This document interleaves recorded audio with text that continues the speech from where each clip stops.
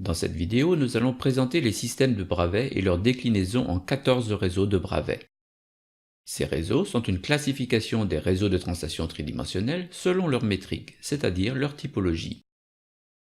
Ils ont été dérivés pour la première fois par l'abbé Auguste Bravet en 1848. Dans la vidéo sur les systèmes cristallins, nous nous sommes intéressés à la classification des groupes de symétrie, et nous avons montré que la symétrie imposait un type de métrique au réseau et donc à la maille. C'est ce qui est indiqué sur la partie droite du schéma. Nous allons maintenant nous intéresser à la classification des 7 types de métriques que nous avons mis en évidence, appelés systèmes de Bravet. Cette classification est celle des 14 réseaux de Bravet, comme indiqué sur la partie gauche du schéma. Mais pourquoi avons-nous 14 réseaux de Bravet?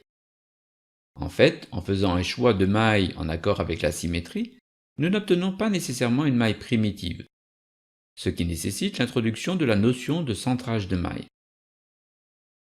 Illustrons ceci avec un exemple. Considérons ce réseau tridimensionnel. Pour le décrire, il est possible de choisir une maille primitive triclinique. Mais si on regarde attentivement la symétrie du réseau, on note la présence de 3 directions binaires, ici représentées par les miroirs. Un miroir étant, rappelons-le, équivalent à un axe de barres. Avec 3 directions binaires, nous sommes en présence d'un système cristallin orthorhombique, et nous devons donc choisir une maille orthorhombique, c'est-à-dire avec 3 angles égaux à 90 degrés. Notez alors que cette maille n'est pas primitive. Elle contient en effet, en plus des nœuds habituels aux 8 sommets du parallélépipède droit à base rectangle, un nœud supplémentaire en son centre. Pour décrire un réseau de Bravet, il faut donc non seulement donner sa métrique, triclinique, monoclinique, rhomboédrique, etc., c'est-à-dire le système de Bravet, mais aussi indiquer s'il est primitif ou centré. Les différents centrages de mailles qui sont possibles sont résumés sur ce tableau. Une maille avec un nœud à chacun des 8 sommets est dite primitive et notée P, un P majuscule. Elle contient en moyenne un seul nœud. En ajoutant un nœud au centre de la face défini par les axes B et C, c'est-à-dire en 0, 1,5, 1,5, on obtient une maille face centrée de type A. Notez que la lettre utilisée pour désigner la face est celle correspondant à l'axe qui n'est pas coplanaire. Le mode de réseau de Bravet est noté A. Très souvent on parle alors de réseau centré A. C'est un abus de langage très courant, car un réseau est un ensemble de nœuds distribués de façon périodique dans l'espace et ne peut pas être considéré comme centré. En fait, en parlant de réseau centré, ce que nous allons d'ailleurs faire, on veut tout simplement dire que c'est la maille sur laquelle on s'appuie pour décrire le réseau qui est centrée. En ajoutant un nœud sur les 2 autres faces, on obtient respectivement les centrages de mailles B et C. Lorsqu'on ajoute un nœud sur chacune des faces, on obtient une maille face centrée, notée F. Comme vous pouvez le remarquer, un centrage F est la combinaison des centrages A, B et C. Une maille face centrée contient en moyenne 4 nœuds. En ajoutant un nœud au centre de la maille, c'est-à-dire en 1,5, 1,5, 1,5, on obtient une maille centrée, notée I. Enfin, le cas très particulier de la maille primitive rhomboédrique notée R, qui nécessite, comme nous allons le voir dans un instant, 2 nœuds supplémentaires lorsqu'elle est décrite dans une maille hexagonale. Regardons maintenant les différents centrages possibles selon la métrique, c'est-à-dire selon le système de Bravet. Commençons par le système de Bravet triclinique, et donc la maille triclinique. Le système de Bravet triclinique n'existe que sous la forme primitive P. En effet, si nous imaginons par exemple ajouter un nœud supplémentaire au centre de la face AB, et ainsi obtenir un centrage C, nous voyons qu'il est possible de trouver une autre maille triclinique primitive, 2 fois plus petite, qui permet d'indexer tous les nœuds. Ce sera le cas pour tous les types de centrage, et il n'est donc pas utile de définir des centrages pour la maille triclinique. Regardons maintenant le système de Bravet monoclinique. La maille monoclinique existe sous 2 formes, la maille primitive P et la maille centrée de type C, avec un nœud supplémentaire au centre de la face AB.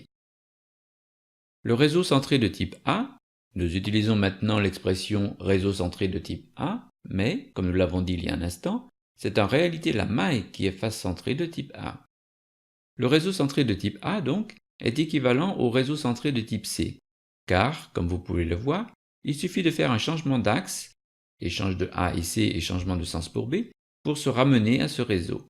Il n'est donc pas nécessaire de le considérer.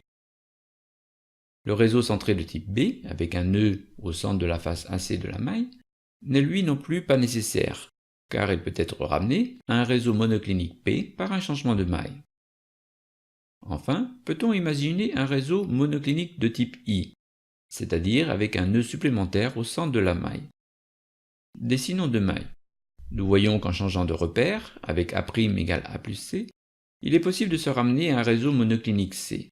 Il n'est donc pas nécessaire d'introduire le réseau monoclinique I.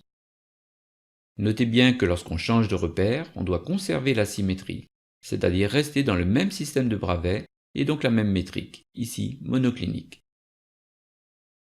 Poursuivons avec le système de Bravais orthorhombique. Il existe sous quatre formes: P, C avec un nœud supplémentaire au centre de la face AB, I avec un nœud supplémentaire au centre de la maille, et enfin F avec un nœud supplémentaire au centre de chacune des faces.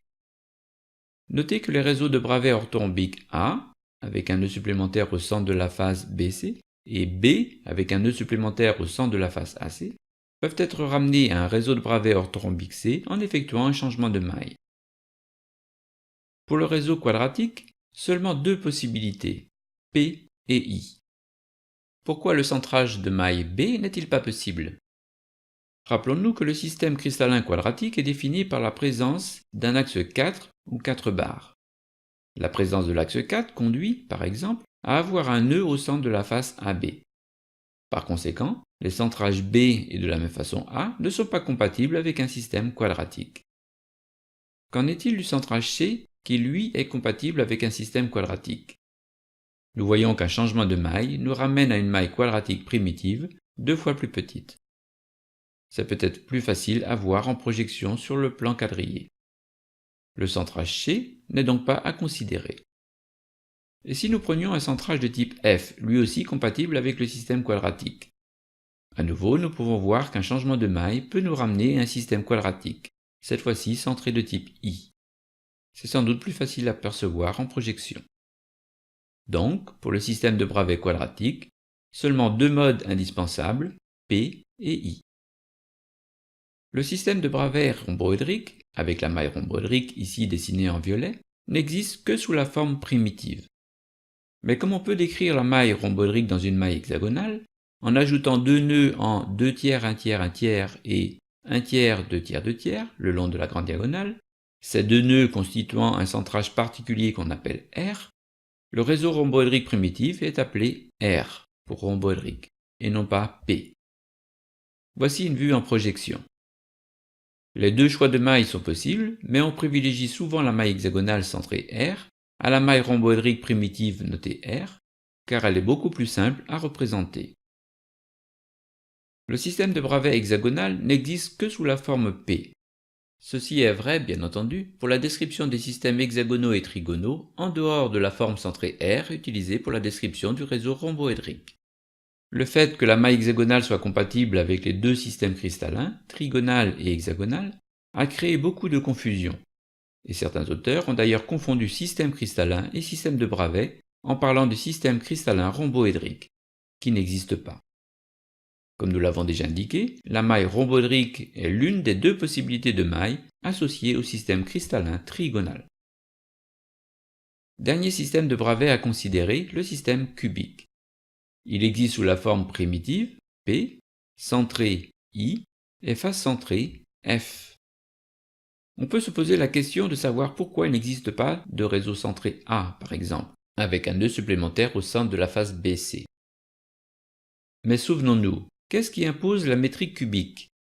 La présence de 4 directions 3 ou 3 barres. Considérons une de ces directions 3. Par rotation de 120 degrés autour de l'axe, nous amenons les deux nœuds au centre de la face BC sur les faces AC, puis au centre des faces AB, et nous sommes alors en présence d'un réseau de Bravais cubique toute face centrée F. Voici résumés sur un tableau les 14 réseaux de Bravais, avec à gauche les 7 systèmes de Bravais et à droite les centrages de mailles qui sont indispensables pour la description des réseaux. Nous avons les réseaux triclinique P, monoclinique P et C, orthorhombique P, C, I et F, quadratique P et I, hexagonal P, rhomboédrique R, qui rappelons-le est un réseau primitif, et enfin cubique P, I et F. Dans cette vidéo, nous avons décrit les 7 systèmes de Bravais, une classification des réseaux selon la métrique. Nous avons vu comment ces 7 systèmes de Bravais se déclinent en 14 réseaux de Bravais.